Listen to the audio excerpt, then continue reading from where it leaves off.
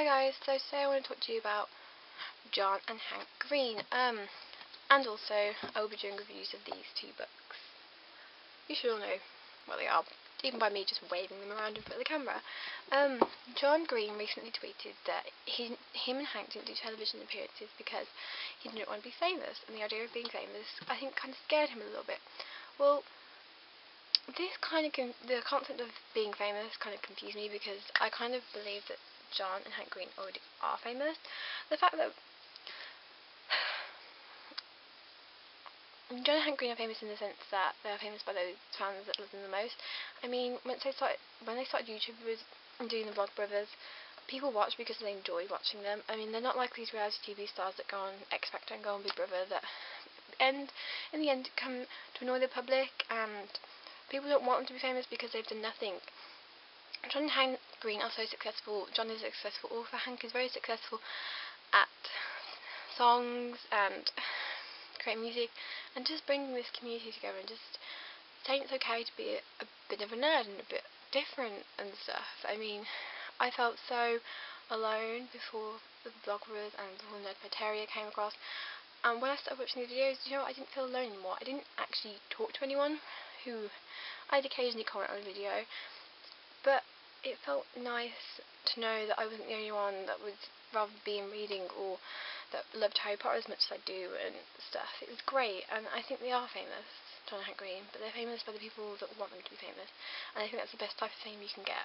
Just because you don't make television appearances or aren't on the red carpet or aren't in tabloids for the wrong reasons doesn't mean they're not famous. So I think John and Hank Green deserve to give themselves a pat on the back because they are so famous, but they're famous for the right reasons. They're famous for being successful rather than for they are famous. Recently I bought a ticket to go see John Green in Manchester, and I at this point had only read 2 of his books, Looking for Alaska and Paper Towns. Before I started university, weirdly, I had a lot less money than I do now. Slightly better off. I have 2 jobs and I'm at university. So yeah, I've got a bit more money to spend on the side, so I bought 2 books. I bought Abundance of Catherines by John Green off Amazon, and I read this, and it took me about a week to read because you started to get really hectic and stuff with reading for assignments, but I absolutely adored it. It's completely different from Looking for Alaska, I think, personally, in the sense that Colin Singleton, he's had 19 girlfriends, all of which have been called Catherine. Catherine with a K. And I kind of like the fact that he went through this novel trying to make up this theorem about predicting whether he'd be a dumper or jumpy in his next relationship. And then at the end of the novel, he gets this eureka moment of saying, I can't predict the future. And I think it was a great, great novel to read through. Again, there was a road trip in it, which I adore reading about road trips. And Colin is such a unique character. He knows so many languages, he anagrams a lot. I'm sure it's John Green anagramming, so hats off to him for all the anagrams that he managed to come up with. I just really, really loved it. I love the character of Colin. I thought he was great. I thought I really understood how he felt sometimes about, and it was quite nice to see a sort of happy ending to this novel. Colin finally gets the girl, and the girl kind of realises, that the other Colin isn't as good and stuff, so it's a happy, happy ending. The Fault in Our Stars, on the other hand, couldn't get more different. At the minute, this is £3.50 at Sainsbury's for those of you who live in the UK, so if you haven't got a copy already, or if you want a second copy in paperback, just go pick it up. Oh my god, literally from about page 100 onwards, I was just crying the whole time, and I had to put it down and stop, and then I picked it up again and carried on, and I just couldn't believe it. I think this is going to be I'm just going to spoil the whole thing, so if you haven't read it, stop here. I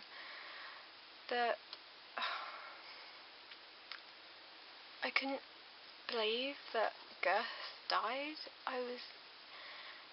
It was really cleverly written, and I think the issue about cancer was raised so well, especially for young people to understand. It was so upsetting. I think John Green did it so cleverly. I felt so attached to Gus, and to Hazel, or Hazel Grace as Gus called her, that I couldn't, imagine the novel ever stopping. I couldn't imagine. I knew down hot, like deep in the back of my mind, that one of them was going to die, but I just assumed it would be Hazel. So I kind of braced myself for the fact that Hazel was going to die, and I suppose she will die after the novel's finished now. But I just couldn't believe it was Gus. I think the emotion that I went through when he told Hazel, I kind of felt like I was part of that. I think it's amazing that a writer can get into your emotions like that and make you feel so upset inside. It's so... it recently got slated as a slip fic, and I just couldn't believe the Daily Mail for slating this novel, because actually I think it was really insightful. It's a really great way of dealing with cancer.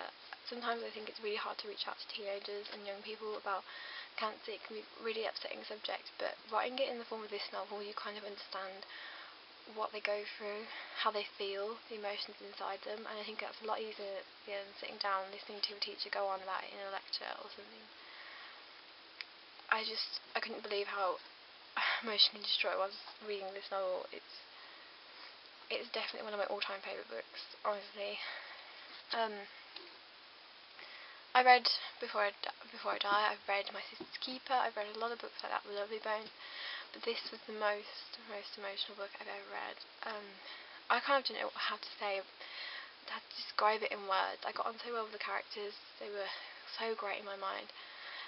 There's a part of me that wants this to be turned into a film, like Looking for Alaska and Paper Towns, and there's a part of me that doesn't want this to be turned into a film because I've got my own special world. And I think if it's a film, it would be so definite that Hazel and Gus had died. I was going to film a video like that, but I couldn't stop crying about it. So I think that is in itself a success of being an author. You actually touch your readers. Your words just so... I can't explain it. I actually can't explain it. There's not a definition for it, but I'm so upset at the minute. I can't tell you. I never want to read it again, because I never want to go through that pain of knowing Gus is going to die, but I also want to keep reading it and keep the story alive. I thought it was beautiful. It really was a beautiful novel, and my expectations were already so high, and it just exceeded them. Oh my god, wow. I'm going to end there, because I'm just going to go on babbling about The Fault in Our Stars now for the next 5 minutes and probably cry some more. I just want to say I think John and Hank Green are the most famous people in my life right now. Even my boyfriend, who is not a nerd at all, knows who John Green is. So, yeah. I also think part of being famous is the fact that John Green's book is being sold and is on the Sainsbury's book club, Sainsbury's is a supermarket in the UK. I think that's a huge success as well. So I just think you guys should keep going with your videos and tell yourself you're not famous, but actually, deep down you are, in the sense that your fans in the nerdwriter community adore you, and I think that's really what it's about at the end of the day. Bye guys.